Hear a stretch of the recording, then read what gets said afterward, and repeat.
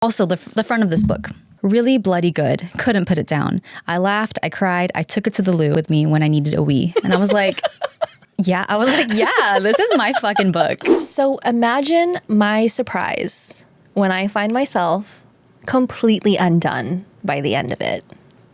Crybabies. It's time we talk about Heated Rivalry. Yeah, leave us a review. We're really funny and cool and vulnerable. So. That's the strongest. It. Yeah. This is BRB Crying.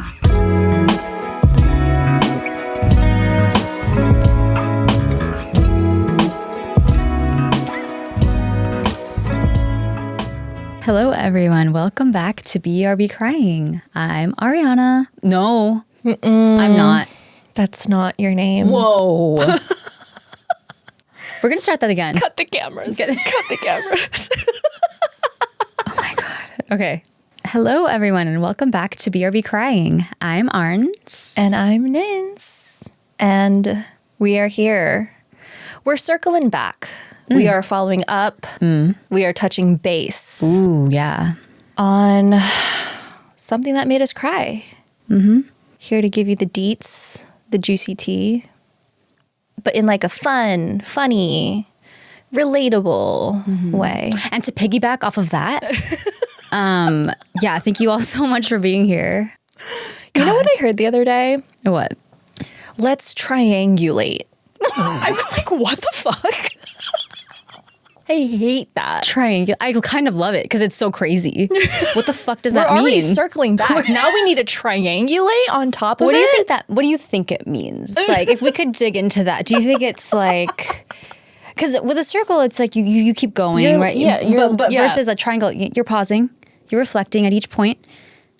You come back, I don't know. We could make it work. It grinded my gears though. That's I was like crazy. Yeah. That's a crazy word. Whoa. Wow. Triangulate on our tears. That's what we're here to do today. That should be our new catchphrase, I think. No, I wouldn't listen. Yeah. No, I wouldn't either. If you're new here, welcome. If you're old here, welcome back, crybabies. Love to have ya. If you don't already follow us, what are you doing? We are at brbcrying.podcast on all socials. Send us your cry recommendations, any things that made you cry. Rate us 5 stars, do all the things. This is me plugging us. You got to be your own biggest fan. Yeah. I already reviewed myself, so I can't do it anymore. I need to leave that responsibility to you if you could do us a favor. Yeah, leave us a review. We're really funny and cool and vulnerable. So. That's the strongest. It. Yeah. We are 2 things. Cool. What did you say? Funny, cool, and vulnerable. Okay, we're 3 things. Yeah. Funny, cool, and vulnerable. Yes. What's up? Let's move on. How are you? I'm good. Yeah. I feel like neutral today. Okay. Which is like a great place to be. You know what I mean? Yeah. There are definitely worse places to be than neutral. It's a Monday. We're recording on a Monday today. And it's like, okay. Yeah.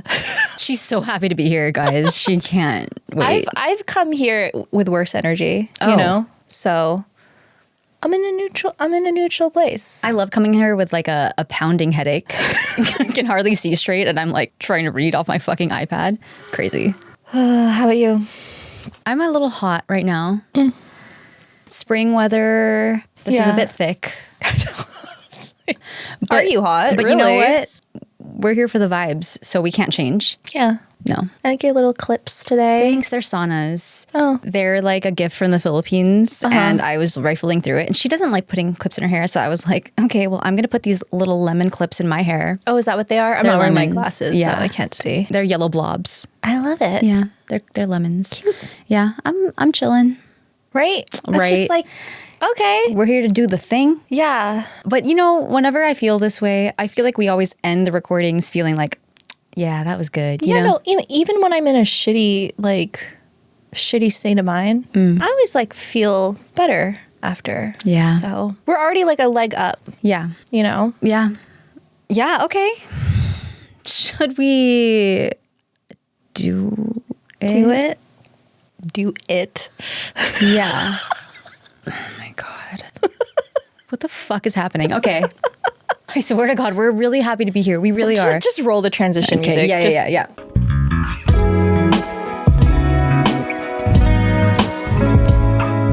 All right, I have to begin my story today with an announcement. I recently did something huge, monumental, maybe one of the craziest things I've ever done in my life. I quit my job. Yeah. I heard about that. You heard about this. Crybabies. Not tea for Nins, but maybe tea for you. If you're looking for like the drama, I'm sorry to disappoint you. It was not because of any ill will. Because they kept saying, let's triangulate on this. I had to leave because of the triangles. It was too much. There was no storming out, no slamming doors. In fact, it was actually quite the opposite. It started out as this nagging feeling that honestly I felt a long time ago, way before this job too. I've always known that being in accounting and finance, not my jam. Really? You didn't feel like this is why I'm on this earth? Play around with this little spreadsheet. No. You know, some people though genuinely love it. From the beginning, I was always just complaining. Like, you know, I was always the one who was like, this is so boring, you know, and everyone's like, shut the fuck up. I'm here to do my job, right? Like we all know. Anyway, so this was a very long time coming, me exiting the corporate world. But of course, I stifled that. And once we started this podcast, that was when I knew. I was like, oh, this is the thing. Because I was like, I want to leave, but what am I going to do? Like, what is the thing? This is the thing. But I was still unwilling to let go of my 9-to-5, the steady paycheck. And it wasn't until the past few months when my intuition told me that there's something more and I can't ignore it anymore. But the catch was I had to be the one to make the first move. I had to show the universe that I was ready to take a chance on myself. And I couldn't wait anymore to start living how I want to live and to start filling my days with what I love and nothing else. So I left. During my last week of work, there were a lot of emotions, lots of grieving, lots of processing. And then at the end of February of this year, I was done. But of course, I couldn't stay away long. After 5 years at this job, these people had pretty much become like my family. So just 1 month later, I was back to visit. Got some bagels, got some cream cheese, you know. And during the team meeting that they happened to be having when I went, my old boss gave me a belated going away gift that came right after I left. And so she was just waiting for me, which I'm like, wow, like she knew I was going to come back and visit because she just like had it ready. And it was a book of poems titled Wonderful by Harry Baker.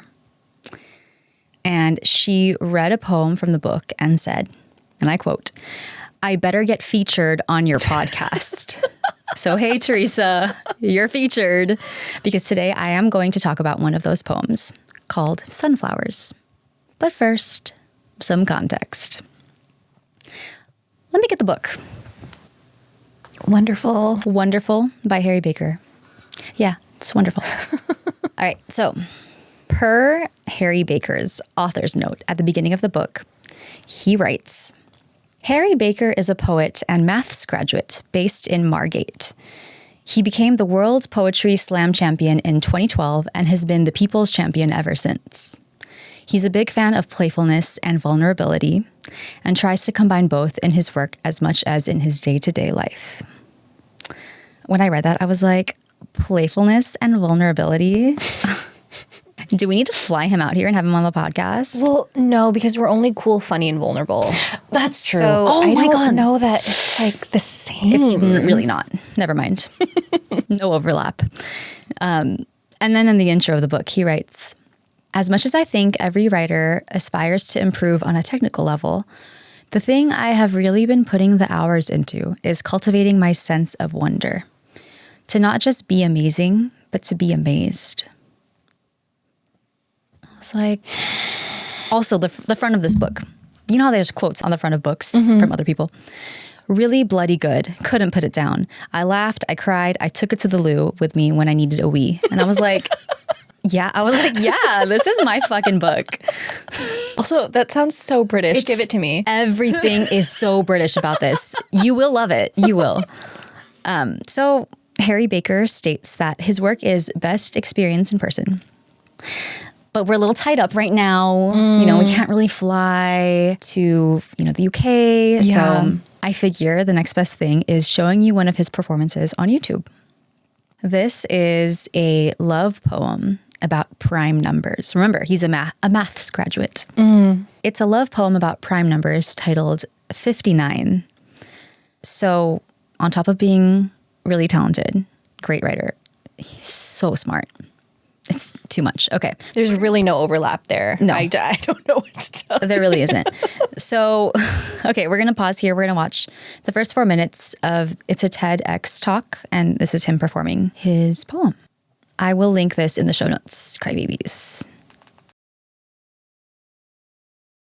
All right, so I just played for Nins a little 4-minute video of Harry Baker performing his poem, 59.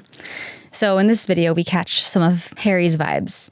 Charming, playful, and the best part of his intro, like he doesn't sound like every fucking, like the TEDx or the TED Talk, how they're all like, God, I just saw this video where they were just like making fun of how TED like they say catchphrases, right? Like, oh God, and my eyes immediately glaze over. Yeah.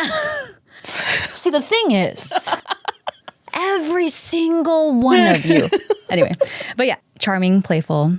And after his introduction, he performs the poem titled 59. In this poem, the number 59 has a crush on the number 60, but 60 thinks he's odd. But eventually he meets 61 and realizes that actually number 61 is his true love. This is a very short excerpt. 61 was clever, see, not prone to jealousy. She looked him in the eyes and told him quite tenderly, "You're 59, I'm 61. Together we combine to become twice what 60 could ever be." At this point, 59 had tears in his eyes, was so glad to have this one-of-a-kind girl in his life. He told her the very definition of being prime was that with only one in himself could his heart divide. When I was listening to this, I was like, oh my God, I need to listen to this again. Like, it's so clever. It's so fucking smart. And again, crybabies, I link this in the show notes. It's only 4 minutes long. But clearly he's a genius. But the best part is that he's just as heartwarming. Like his content and what he's sharing, what he's writing is just as heartwarming as it is clever. And another thing I love about Harry Baker, his social media. He's so funny. So British. You know how we always talk about how like British people are the fucking funniest people ever. Every British person. So funny. He is no exception. In fact, I feel like him being so smart just like amplifies the humor a little bit. He recently posted a video on Instagram about how some journalist attended one of his gigs. They reached out to him, and so he gave him a free ticket. But in this unexpected twist, the journalist fucking obliterated him. Obliterated Harry. He was like, I don't see what the big deal is about. Yeah. No. Yeah. It was weird, right? Okay. And so in this video, Harry's like walking outside and just talking to the camera, talking about like how much, this journalist like shitting on him. A bird fucking shits on his shoulder. Crazy. And then like in the end of the video, he's talking about like, the article came out on Good Friday. So he was like, even though the article came out on Good Friday in an attempt to editorially crucify me, I too, like Jesus, will rise again. Who is he? Also, fuck this journalist. No, yeah. But weird. like, thanks for giving him content. No, literally. Yeah. But all this to say, I'm a little bit in love with Harry Baker. Yeah. Smart, talented, funny, empathetic. British. So funny. He also happens to have his own podcast called Something Borrowed, where it's more of like a live show format where he happens to record it and he'll invite other poets and artists to come. And it's usually filmed live in Margate, where he's from. And they'll talk about like something old, something new, something borrowed, and something blue. Like they'll recite like old poetry or like a new piece or something like that. So that is on Apple and Spotify. And I will also link that in the show notes if anyone wants to check it out. So I could keep going about this man, but I feel like the best way for you to get to know him is, again, through his work. So I'm going to play you a couple more of his performances. The first one is a more recent poem. Harry is a new dad. So of course, he wrote new content. 100 poems for the first 100 days of his son's life. Got it. Like, what the fuck? What the fuck did my mom What the fuck did my parents do? Okay, so these poems are encapsulated in his newest book called Tender, which was just released in February 2026. So the poem I'm going to play for you is about one of those really hard days that you have in early parenthood. It's titled, "There's No Use Crying Over Spilled Milk." It's about a minute and a half long, and I will link this in the show notes too. I'm playing this on, this is from his Instagram page. So I'm going to read a little snippet. But even on, God. Should I take out like a stringed instrument while you read this? The thing is, the hard part about writing this story, I was just crying. It was just nonstop tears. Okay. Every time I would watch one of his videos, especially the ones on new parenthood. So I'm going to read a little snippet. I'm going to hold it together. This isn't even like my story. Like, this isn't even the thing I'm going to talk about. Okay. But even on the, why is this so hard? But even on those days when your mom is unsettled, because I am unsettled, because you are unsettled, when I love you feels like a plaster, when a hug feels like an I owe you. Even on those days, you and I get to have a bath together, and we both get to use our favorite towels. And you are your Croc sleep suit that is so thick you pass out in a starfish position. And I love you so much that I could burst. That's it. That's all I'm going to read. And I'm not going to say anything else about it. We're going to move on. Okay. So the second performance I want to show you is of a poem titled Wonderful, which is the name of the book, and it's the last poem featured in the book. This is the poem that my boss read an excerpt from when she presented me with the book. And that's the moment she started reading it out loud. I was like, yeah, I'm going to talk about this on the podcast. So it's the first. She had a whole plan. She played the long game here. She was like, oh, I get. Okay, so it's the first poem Harry ever wrote for his son when he found out his wife was pregnant. I don't need to hear it. Like, just no. cut This the cameras. This one is not as. This one's not as heavy. It's about 2.5 minutes long. I'm just gonna play for you.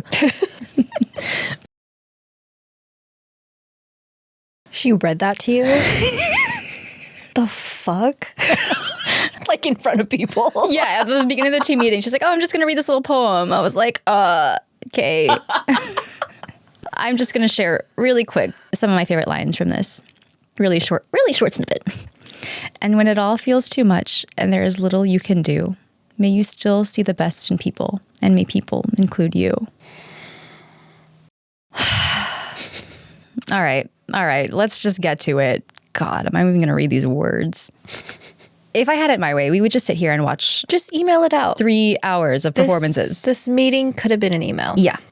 But I do hope that these give you a sense of his work. Yeah. God, so good. I know. I'm sorry. I'm being very angry about this, but obviously it's very beautiful. Yeah. If you're new here, this is how we do it. You get used to it. We talk shit about things we really love. It's like a quirky thing we do. And like when people do like amazing, incredible gestures, I sit there like, what the fuck was that? We're like, shut the fuck up. Yeah. But I wanted to show you specifically his performances because it is true. It is different when he's the one sharing his words. It's so magical when someone is sharing their words the way they were meant to be shared. All right, so now we're going to get into today's poem. It's called Sunflowers.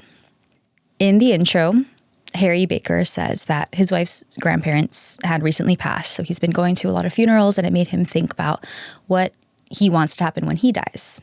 So as an FYI, I'm going to read most of the poem, but I will probably omit a few passages just for brevity. So if you want to listen to or watch the whole thing, I will link it in the show notes. I'm not going to do it in a British accent. I'm so sorry. I know you're really hoping I would. Sunflowers by Harry Baker. Ideally, I would like 100 benches, every single one of them facing the sea. If that's too much faff, I'd settle for the one somewhere in Margate, somewhere you can come and sit and think and be. I don't need a fancy pot to keep my ashes. Just find a decent spot where there's a breeze. So the next time someone gasps at all the wonder in the world, a part of them is breathing in a part of me. At my funeral, I'd like there to be sunflowers, a truly inconvenient amount, for I too will have spent a lifetime searching for the light, and I don't see a reason why that should stop now. Don't let anyone apologize for crying. It is honestly my favorite thing to do. Just make sure everybody knows how much I loved being alive. The only thing that I loved more was loving you. Speaking of which, if you are free, then I would love for you to be there. But if you can't because you're dead, that's not your fault. To be honest, neither of us quite makes sense without the other. I still think we'd die together like a cult. And if anybody says, I have gone to a better place, that is a kind and very well-intentioned lie. For there can be no better place than in a room with all my friends. Just promise we'll do this again the other side. Side note, let's also do this loads before we die. And by the time it comes around, maybe I'd hate it. I'd live for ages, and my tastes will change with time. But one thing that I know I will always find amazing is what a thing it is to live a life. P.S. Let's also do this loads before we die. As you can imagine, this is a very popular funeral poem. I would say most of us try not to think about our own deaths, let alone the logistics of our funeral. We're always too busy trying to figure out how to live to bother worrying about what comes after. It's also kind of uncomfortable, and like practically speaking, it's like, I'm not even going to be there. Like, why do I want to like think about this? But Harry Baker's approach to his imagined funeral is gentle and playful, and actually not very much about him. It's not like, I'd like a 12-minute slideshow of all of these photos of my life and dozens of flower arrangements with the ribbon across saying who donated them for the cause. You know how it is at funerals. Instead, it's seeing the world through his eyes, feeling all the things that he felt, searching and finding wonder everywhere you look, just like he did. Ideally, I would like 100 benches, every single one of them facing the sea. I don't need a fancy pot to keep my ashes, just find a decent spot where there's a breeze. So next time someone gasps at all the wonder in the world, a part of them is breathing in a part of me. At my funeral, I'd like there to be sunflowers, a truly inconvenient amount, for I too will have spent a lifetime searching for the light, and I don't see a reason why that should stop now. Just those passages alone, I was like, what? Like, come on, what are we doing? God, like the sunflower metaphor. Yeah. The fuck is this? What is this? I was like, I could write an essay about like, what an incredible metaphor. But then I was like, what an insult that I would be using like 1,000 words to say what he said so beautifully. In 20. In 20. Exactly. In the middle passages, he's kind of joking about like the music, Dynamite by Tayo Cruz, and like the readings and like serving vegetables and stuff. Like if I have to pretend like it, so do you. But then he kind of rounds it out by coming back to the living and how death gives us a reason to celebrate how we lived and what we lived for and who we lived for. Don't let anyone apologize for crying. It is honestly my favorite thing to do. Just make sure everybody knows how much I loved being alive.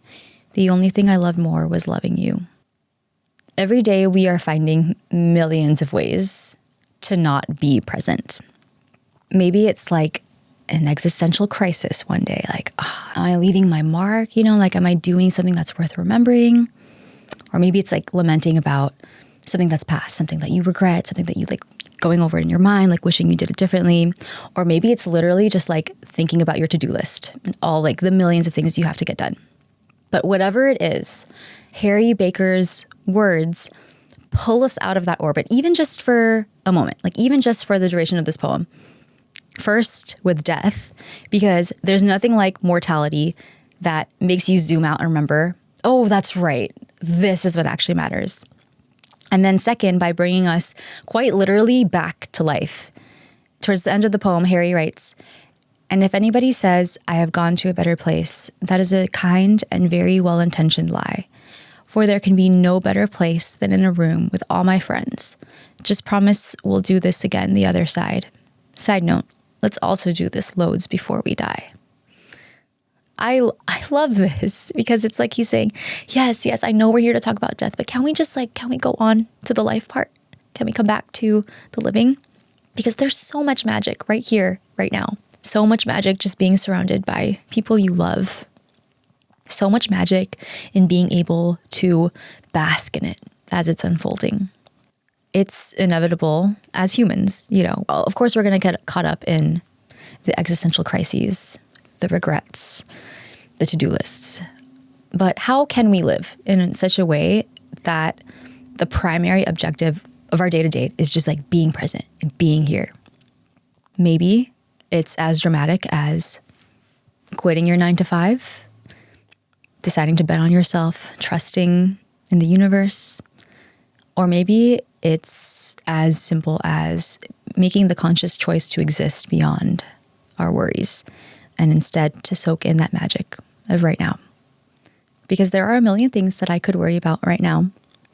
What's my daughter going to eat when she wakes up from her nap?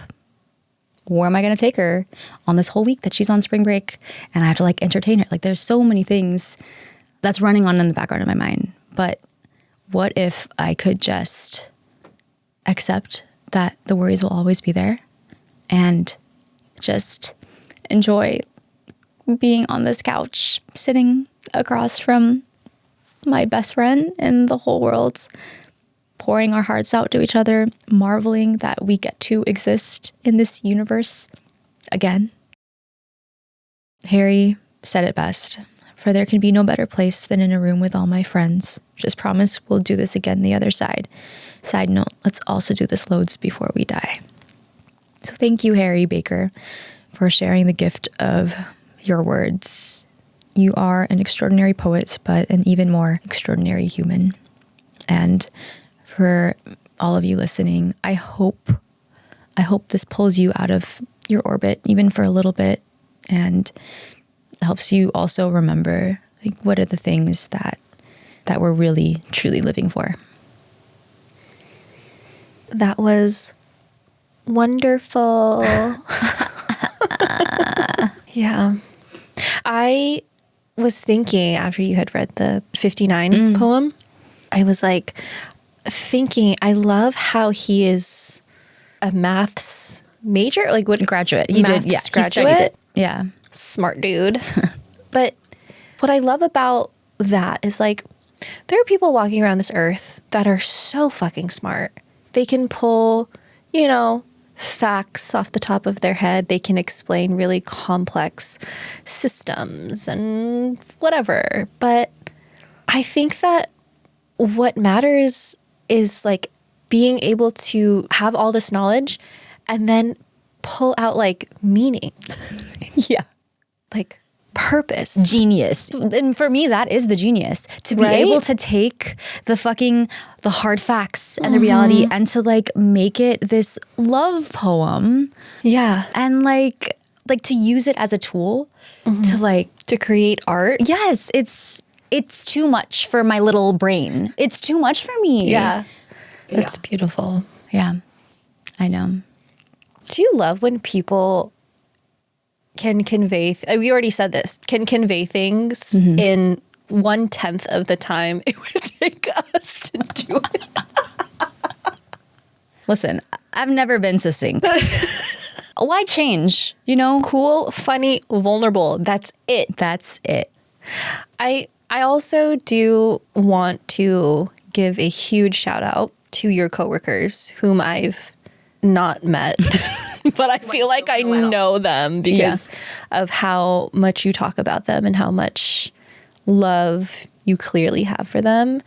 And you've always told me how supportive they've been for you on this journey, for us and this show. But I think that's such a beautiful thing that they have been part of the reason why you enjoy life so much. Yeah. And Charisse was like, and don't you forget it. Yeah. Shout out Teresa. Shout out Charisse. Like, what a wonderful boss to have been able to work with. Yeah. And I felt so seen when she shared this with me, because it's like, oh, she really does understand me. Like, she knows that, like, this is something that would touch me. Yeah. That's a beautiful thing. Yeah, it really is. I am so grateful. And that's why I made it so hard to leave, because it's not like I was leaving a toxic place. Like, it was having to say bye to people you love, you know? But you're right. Like, when I think of that passage of just being in a room with the people you love, like, they're there too. Like, that's them. Yeah. Yeah. Yeah. It's a great thing. And I'm really happy that you have people like that in your life. Yeah. Thanks. Love you guys. Miss you guys. Yeah. He's on tour right now for his new book, Tender. They're all in the UK. I'm like, well, he can send us an invite. We can go to the show and then he can talk major shit about this podcast. I'll take the press. Fuck it. Oh my God. Oh, a gift of a man. Shout out. Shout out Harry Baker. I'm going to see you live one day. Me too.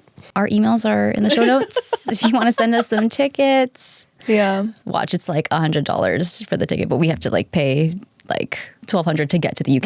Yeah, it's fine. Worth it. I'm not worried about that. I'm just in the moment, you know? Yeah. I'm living now. Living now.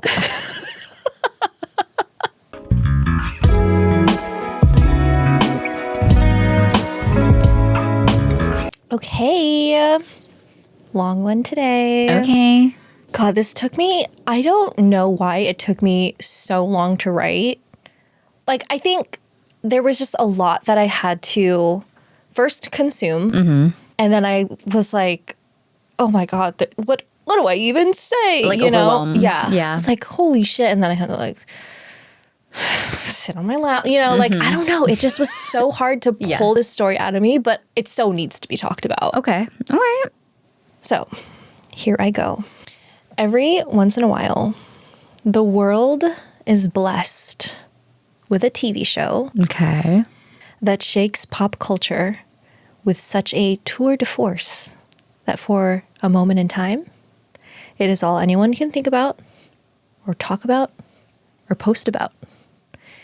It's, to me, it's like one of the best things about having internet because like you'll watch the thing and then you'll like go online and like the memes that come from TV, it's better than therapy sometimes. In those moments where I'm scrolling, living in the moment scrolling, I'm healed, you know? Yeah.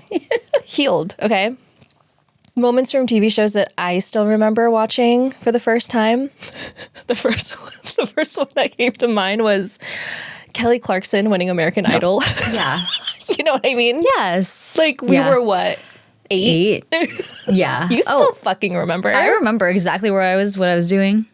Season finale of Friends. I don't think you were a big Friends girly. But, I wasn't, but I remember. I still remember the finale though. You know, Red Wedding, Game of Thrones. I was gonna say that was the one that came to mind. Was it? Yeah. Okay, I was gonna ask you like, Fuck you know that what I shit, mean? dude. That fucked me up. But like, okay, all of these iconic moments from these legendary shows, when you watch them, you're so affected, you never forget it or how it made you feel. So today I want to talk about one such show that has been a sweeping sensation since its release. I genuinely cannot overstate like how successful and how popular the show has been. And to be honest, I'm a little late to the game here. And if I'm being really honest, I did not seek out to watch the show because I thought I could make a story out of it. I see. I was like, I just want to know what everyone's talking about on TikTok. Yeah, I was just curious about it. The people looked really hot. I thought, great, I can hop on this train. Sure. So I knew almost nothing about the show. Got myself ready to watch this low stakes, fun, spicy little story about 2 queer hockey players So imagine my surprise when I find myself completely undone by the end of it. Crybabies. It's time we talk about Heated Rivalry. I knew it. I haven't watched this yet. I know. I intentionally was not yet because someone told me, like, you gotta watch it. You're gonna cry so hard. And I was like, I'm not ready. No one fucking told me this. No, I knew it. That, yeah. No one fucking told me this. I was like, okay, let's see. No, I almost watched it with the intention of talking about it, but then I was like, that sounds hard. Yeah. So thank you. I actually am going to watch it though. Like, this is very much on my list to watch. I've just been, no, I swear to God. I swear to God. I swear. Okay, sure. How about I watch the first episode after we record? Okay. Well, you're going to know what's going to happen. To you. No. This is really on my list though. Fuck. All right, that's fine. Okay.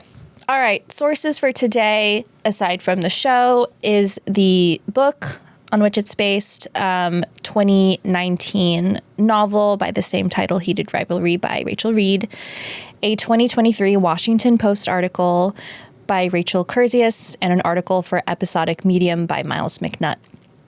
Okay.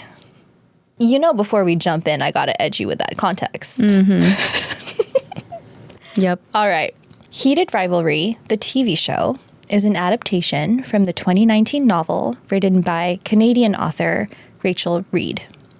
It is part of a larger Game Changer series, which began in 2018 and primarily focuses on different queer stories within the world of professional hockey.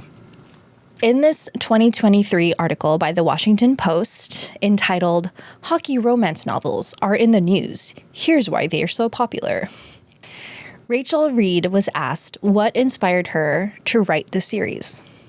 Now, obviously, she is Canadian. Shout out Canada, by the way. Our favorite country. Fucking love Canada. Biggest fans. She's Canadian, so we know she likes hockey too. From what I've heard. Maybe. Dabbles. So it makes sense that her love for writing and her love for hockey morphed into this project of hers.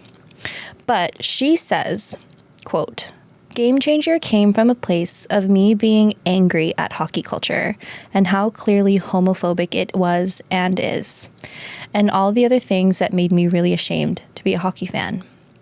That whole series attacks the NHL and hockey culture quite a bit. An attack she does, but from the ashes of the alpha male toxicity she so eloquently takes down, comes a series of stories showcasing men being tender, vulnerable, and emotional. Insert big shock as to why this resonates with so many women." So weird. What? Yeah. Yeah. So the TV adaptation, literally a day after the Washington Post article I referenced came out back in 2023, Canadian actor, director, screenwriter, producer Jacob Tierney reached out to Rachel Reed, the author, and was like, I need to make this into a show. And I just want to highlight Jacob Tierney here for a second because I have not read this book. I have not read anything within the Game Changer series. I'm solely going off of my experience watching the show. But from what I've gathered from fan reactions and people who are big fans of the book, it sounds like Jacob Tierney understood Rachel Reed's story and these characters so intimately that he knew exactly how to bring it to life. He really, really advocated for the authenticity to the story and just created magic, basically, on the show. So in January 2025, the show was finally greenlit by Canadian streaming platform Crave and Bell Media. And then in November of 2025, Heated Rivalry is released on both Crave and HBO. Cue worldwide phenomenon. Okay, plot. Obviously, spoilers, blah, blah, blah, blah. Let's fucking go. Wow. She really said that. So, Heated Rivalry focuses on two professional hockey players, Shane Hollander and Ilya Rosenov. Shane Hollander, played by Hudson Williams, is the Canadian golden boy. Half Japanese, half white, goody two-shoes, who is deeply loved and sheltered by his super involved, happily married parents. What is that like? Serious, disciplined, uptight, often described as boring by Ilya. He's also endearingly awkward, and despite being one of the greatest hockey players of his generation, really insecure in social settings, but like so nice. Like every time he gets ragged on, he's one of those people where like his only quip back is "fuck you." I can hear it. Fuck you. You know, like not funny or like quick, but he's boring and we love it. Yeah. Also, I looked up his supposed birthday, May 10, Taurus. Okay, Taurus. Yeah, just like grounded, you know. Makes sense. Then we have Mr. Ilya Rosenov. Terrible Russian accent, by the way. Russian hockey's bad boy. June 15. Gemini. This dude is nuts. Okay. Born to a powerful but whack as fuck family in Moscow, Ilya lives a very privileged life, but his relationship with his brother and his dad are very, very complicated. So to bury that pain, Ilya projects this incredibly cocky, douchey, bad boy persona that you can only get away with if you're one of the fucking goats in hockey. Very good. Or so I hear. He smokes, he parties, he's a bit of a playboy and has a reputation for being a ladies' man. In the first episode, we see Shane and Ilya meet at this International Prospects Hockey Championship final between Canada and Russia. It's like the big tournament right before they get drafted to play professionally.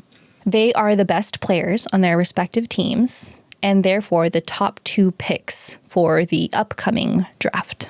6 months later, Ilya is drafted first to the Boston Raiders, and Shane is picked up second by the Montreal Metros. And Shane is like a little butthurt about this because Ilya always seems to just beat him. And the world starts to notice this as they both begin to play professionally, this budding rivalry between these two rookies. So throughout the first episode, they meet each other a few times during the season. There are some furtive glances and a palpable sexual tension during a joint workout at a hotel gym. I can't wait to watch this. God damn it. Yeah. You snooze, you lose. You know what? It really is my fault. I really did snooze. They play each other throughout the season as well. So they see each other at games. They also see each other at events. The life of a celebrity, you know? Yeah, it's hard. At the end of this episode, I'll just jump to the chase. I got 5 more episodes to cover. They start hooking up. Ooh, okay. In secret. Then, over the next 3 years, they have a little situationship. Sexting back and forth, meeting up whenever they're scheduled to play against one another.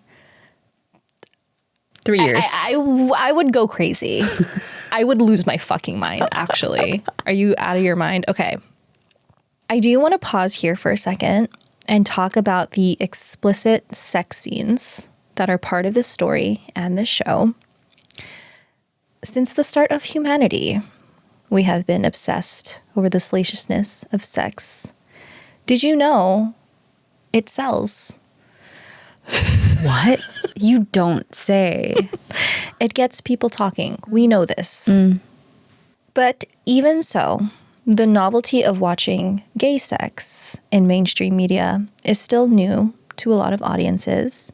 So the discourse around it, I feel, has almost overshadowed what the show is actually doing, which is showing male intimacy as something tender and vulnerable and deeply human, not just physical. And I really want to highlight the way that Jacob Tierney, the creator, crafted these sex scenes.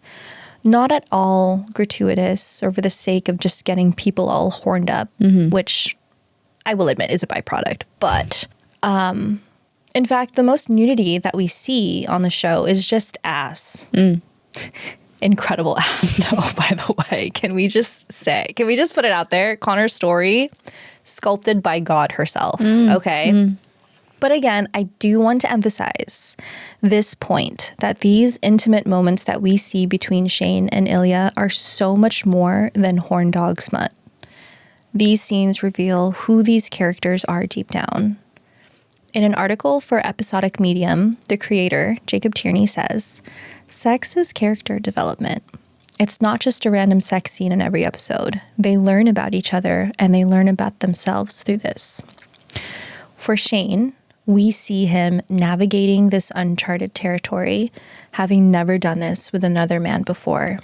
And here is Ilya offering him safety and security through it all. For Ilya, with each meeting, more and more of his protective shell becomes undone until sex becomes not a physical act, but an intimate one. But we're not there yet.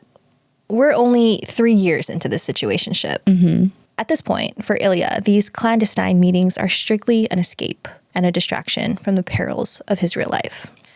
During the off seasons, Ilya has to go back to Russia.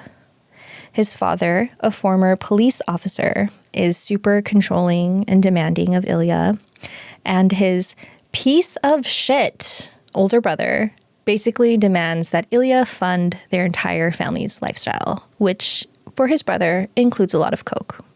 Nice. It's not. We don't like that.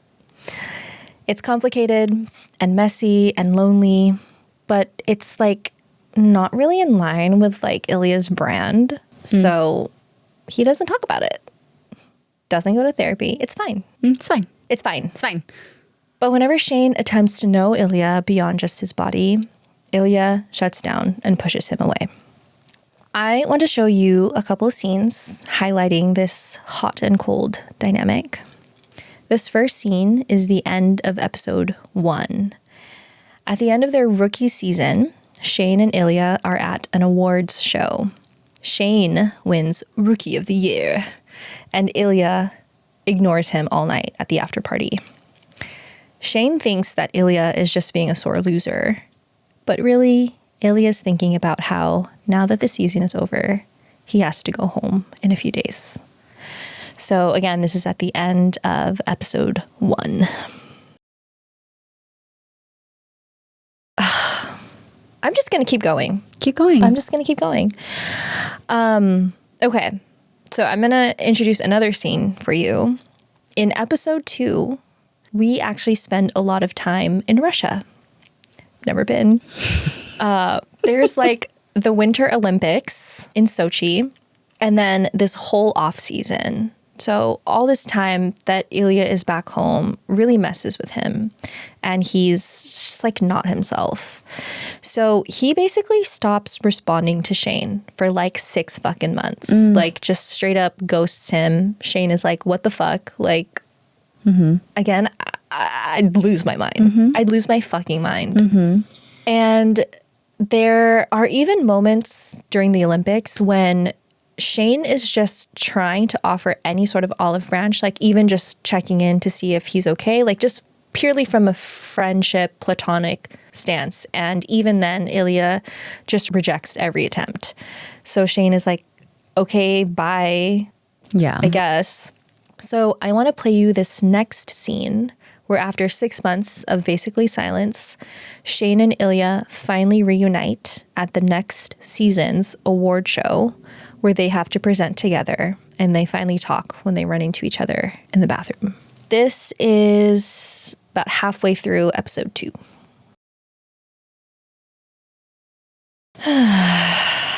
Okay, so in this scene, after they present at this award show, Shane goes to collect himself in the bathroom because what the fuck, he just saw his ex situationship. Understandable. I would throw up. Okay. Ilya finds him and they have this heated exchange in the bathroom. Shane is so clearly upset. Like, where the fuck have you been? How could you just drop me like that? And Ilya is, again, guarded, kind of laughing it off.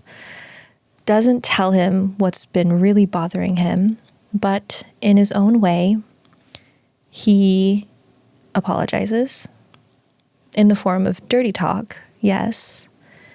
But underneath that, you know, and Shane knows, what he's really saying is, I'm sorry, I missed you. So now I'm going to jump to fucking 3 more years of this back and forth. They started hooking up in 2010. At this point, it is now 2016. Nice. Again, I'm fucking crazy, okay? They are still doing this shit. Shane is in Boston playing against Ilya. And while he's in town for the weekend, he is invited to visit Ilya at his Boston home. And after 6 fucking years of hooking up, the two actually decide to spend the whole day together instead of just going home in the middle of the night as soon as they're done. They start doing things that they had never done before, like sharing a meal together, talking to one another for more than 5 minutes. They actually just hang out. And while they're chilling on the couch, watching TV, Ilya pulls Shane to rest on his chest. One thing leads to another, and they have a little hanky-panky on the couch. But it's not hanky-panky, because this time they're holding one another, caressing each other's faces, looking into each other's eyes. For the first time ever, instead of calling each other Hollander and Rosenhoff, they call each other by their first names. Shane, Ilya. In the aftermath, overcome by his feelings, Shane is immediately like, yo, what the fuck? Ref, timeout, okay? Too much. It's moving too fast. Panics, abruptly leaves. Because God forbid, we actually are honest with our feelings. Fuck that. You know what I mean? Losers. Yeah. So what do we do instead? What does Shane Hollander, Mr. Canada himself, decide to do? He finds a girlfriend. Movie star actress Rose Landry. Okay, to be fair, she's cool. She's fine. But denial is a river in Egypt, okay? Because throughout this entire, basically PR relationship, Shane comes to terms with this realization that he is gay.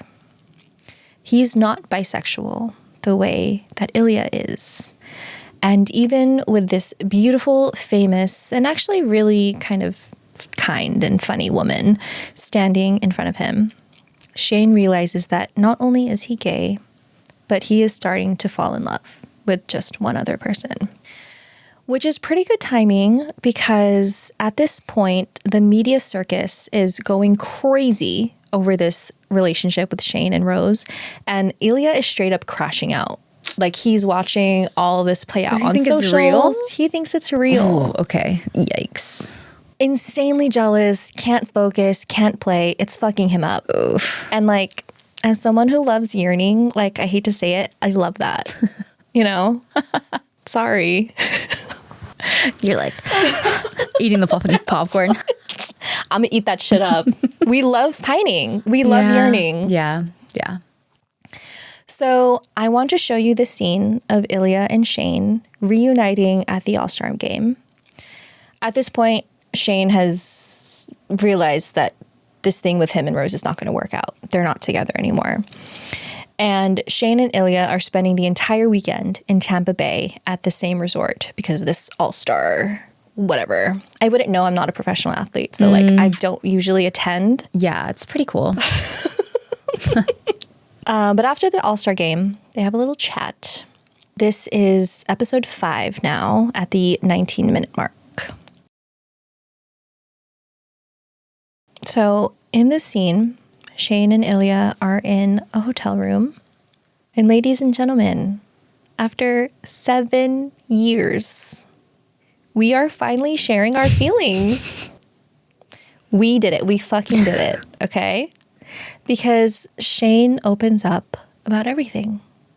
You know this is different. These aren't just heartless hookups. Being with you has made me realize that I'm gay. And Ilya is still deflecting and kind of being an asshole, like, okay, you're gay, so what? We fuck and that's it. Wow. Good, right? Impeccable. And Shane says, well, it's kind of a big deal, to me at least. Sorry that I'm being boring again. It's not just being gay. It's you. It's this. Being gay is one thing, but this fucking your arch rival is another thing. Last time, and for the record, I'm sorry about last time, okay? I'm sorry I freaked out. But before that, it was nice, and it felt like we were something. Ilya gets this distant look in his eyes and says, we can't be something, Hollander. And Shane says, would you want to be if we could? We can't. That's not what I asked. What does it fucking matter? I don't think I can keep pretending I don't like you anymore. And for a second, Ilya's Russian defenses begin to crumble. He tells Shane the truth about his family, about the dangers of going home if he were to ever come out. He tells Shane about his dad's declining health, the weight he carries having to take care of them all.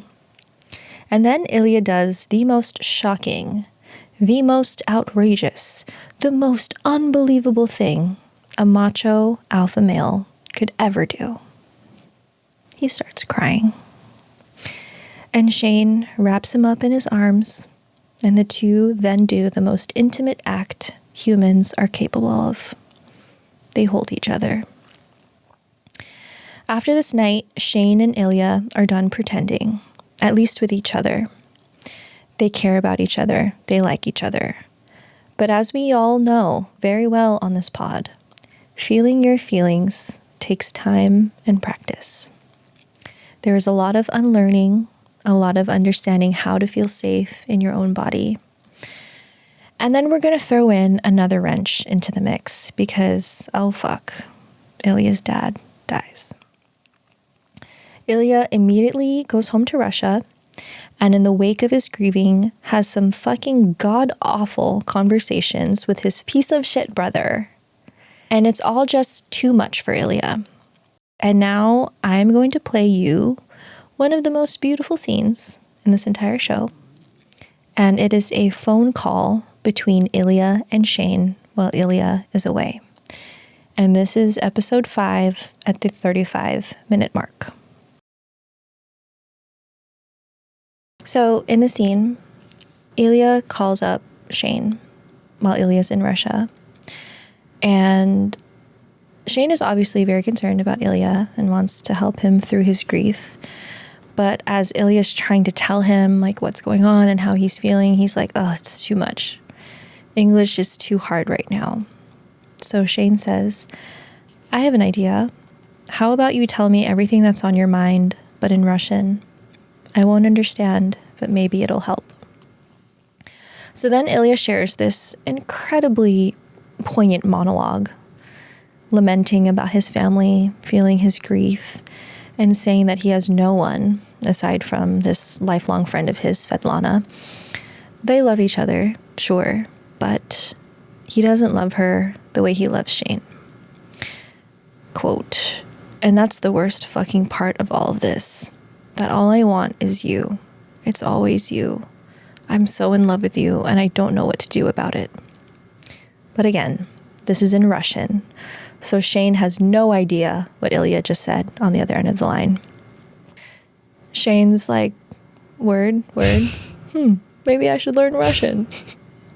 And then immediately cut to jokes to lighten the mood. Ilya's like, yeah, I'll teach you how to say all this dirty shit in Russian. Ha ha ha. And then Shane says, or how about, I wish you were here right now. And Ilya responds in Russian, "I wish I was too." So in all of these scenes that I have shared with you, I feel like the common theme amongst all of them is Shane and Ilya are just always so stilted in what they say, when in reality, they have an ocean of thoughts and feelings underneath. They just don't feel safe expressing it. At first, definitely not with each other, but over time, once they slowly build that trust, they realize they need to also feel safe within themselves. This is something that every single person can relate to. But I also don't want to overlook how Shane and Ilya's sexuality adds a very real layer of fear and complexity to it all. Straight couples have such a privilege when it comes to navigating relationships, at least publicly. There isn't any hiding that needs to be done. There isn't any confession or coming to terms with. Shane and Ilya do not have that luxury, which probably explains why it took so long to finally get here. And in this conversation, yes, Ilya is still somewhat hiding behind this Russian language, still not quite ready to fully lay out every single thought and feeling for Shane to see. But at this point, after all the pretending, all the masking and skirting around and hiding the truth, it doesn't fucking matter what is said or not said in English or in Russian. Because regardless of what you say or don't, all Shane needs to say back is, "I hear you. I know you. I know how you feel. And I will listen to you and I will hold you." And maybe that's what makes the story between Shane and Ilya so alluring to watch. Not the grand declarations, but the unspoken understanding that builds in spite of everything left unsaid. It's the way they learn, slowly and painfully, that being known doesn't require perfect articulation, just the courage and patience to stay. And after years of hiding, from the world, from each other, from themselves, they finally stop playing this game. They choose honesty, even when it's incomplete. And in that choice, in that stillness, after all the noise, they find something that was always waiting for them. A love that just can't be rivaled. I love that you didn't show me a single hockey scene. There's not that much hockey in it. If I'm being completely honest, there's not that much. If I didn't know what this is about and I didn't get all the context, I would just think it's a drama between, And honestly, I have to be so straight up, Arns.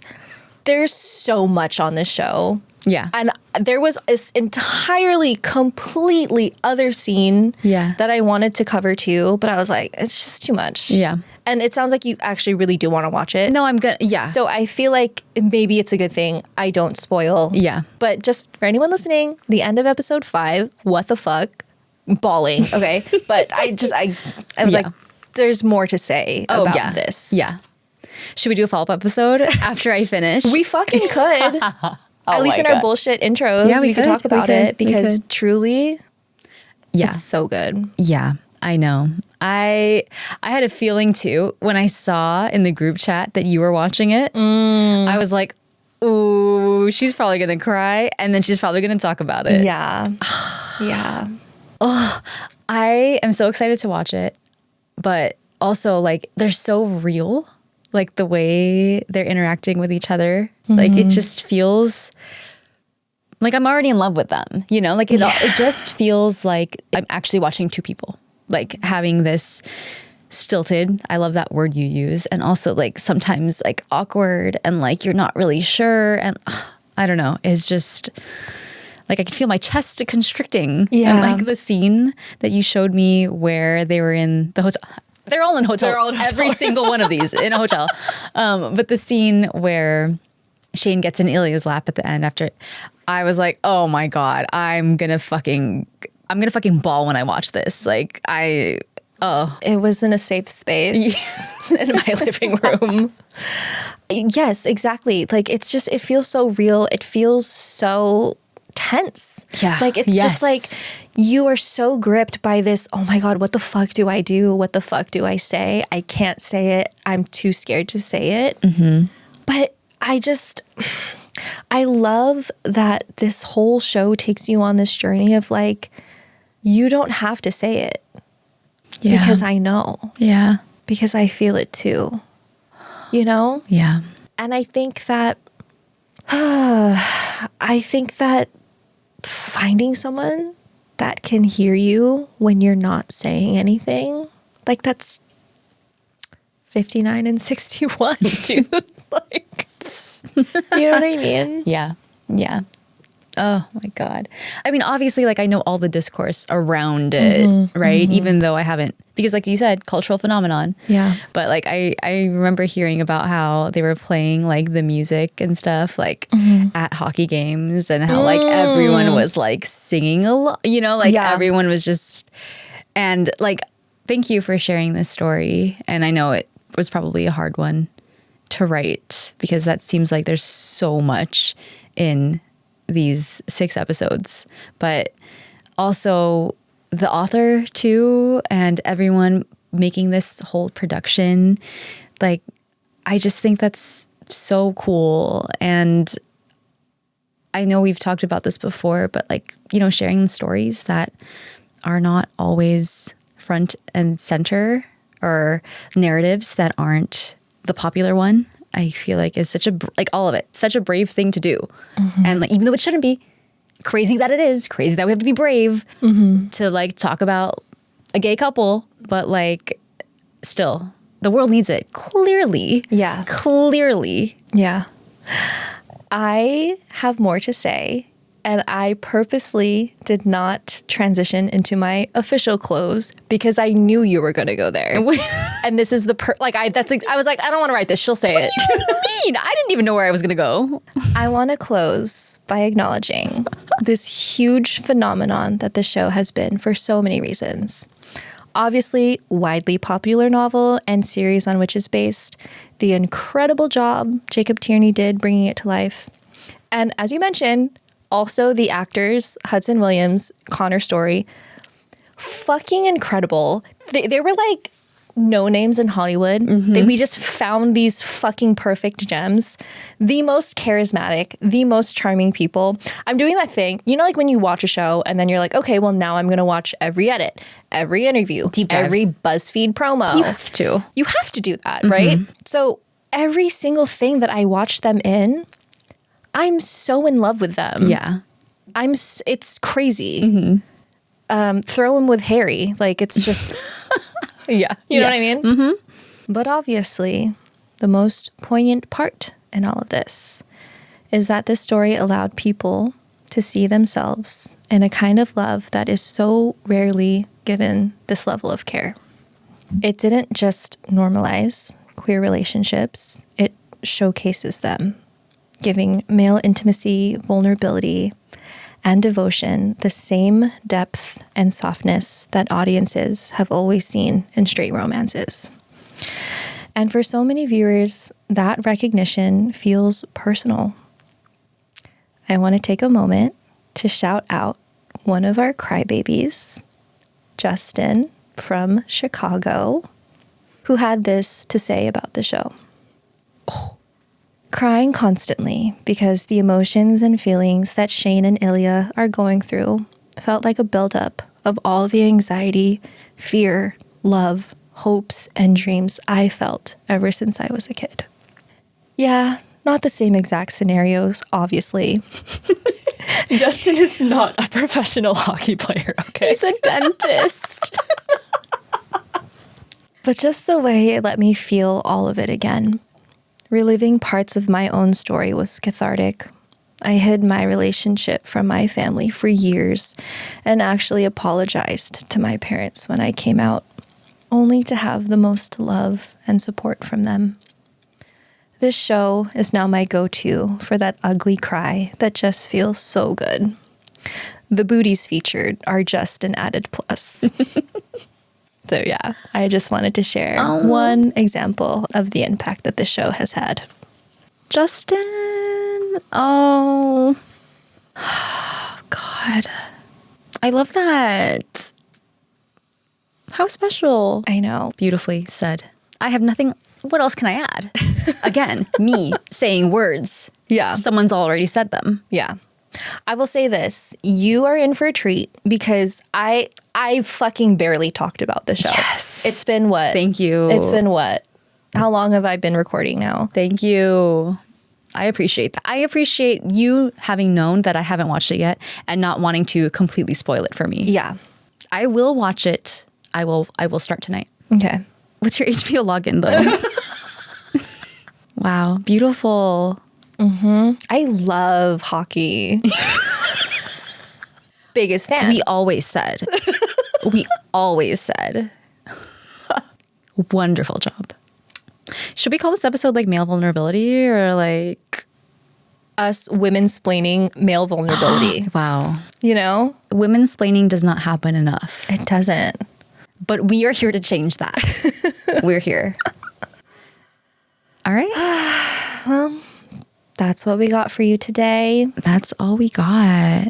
Hope you enjoyed it. Thank you everyone for listening. Yeah, we hope you shed some tears. Maybe laughed a little. Learned a little. Yeah, maybe have more content for you to consume. If you, like me, are so late to the game, maybe we can watch it together. Let us know what you think about the episode. Any Yes. thoughts, any things that I did not cover but have should have. But say it nicely. Don't be like, ugh, you totally forgot this. Yeah. Be gentle with it, you know? Just don't be a dick. Don't be a dick. It's not hard. It's really not that hard. Sorry, I know this outro really got away from us. Just opened up a can of worms there. Now we're But lecturing. now I'm like pissed off for like a comment we did not get. Calm down, okay? God. Anyway, All right. that's what we got. That's all we got. We will see you next time. But until then. BRB, crying.